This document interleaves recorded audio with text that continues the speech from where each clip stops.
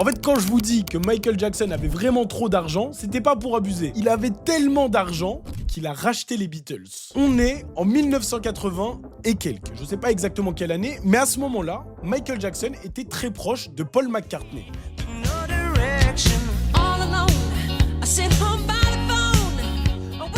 Ils ont fait des feats ensemble, ils se côtoyaient dans la vraie vie, et pour ceux qui connaissent pas Paul McCartney, c'est un des membres fondateurs des Beatles, et c'est entre autres celui qui chante Hey Jude. Hey Jude, don't make it bad.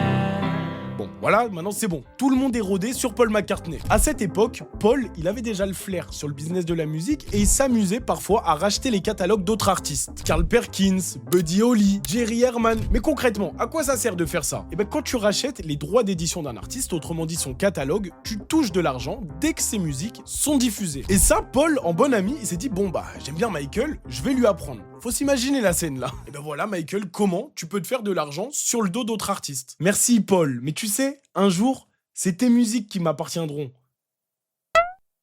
1984. C'est pas fini. ATV Music Publishing, qui était la société qui détenait les droits d'édition de 251 musiques des Beatles, est mise en vente. Vous sentez que ça arrive là petit à petit.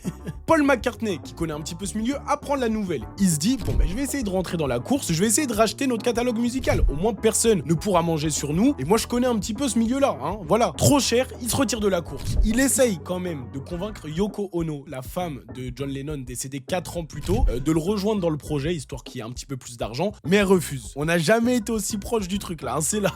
Devinez qui se pointe avec une offre qui défie toute concurrence de 47,5 millions de dollars. Michael Jackson.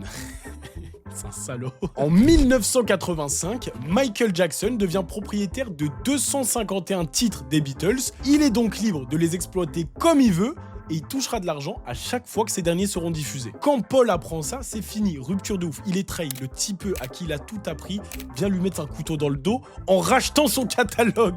Mais Michael, il s'en fout. Il a exploité leur musique à toute patate, dans des pubs, dans des génériques, dans des teasers. Il a séché leur musique.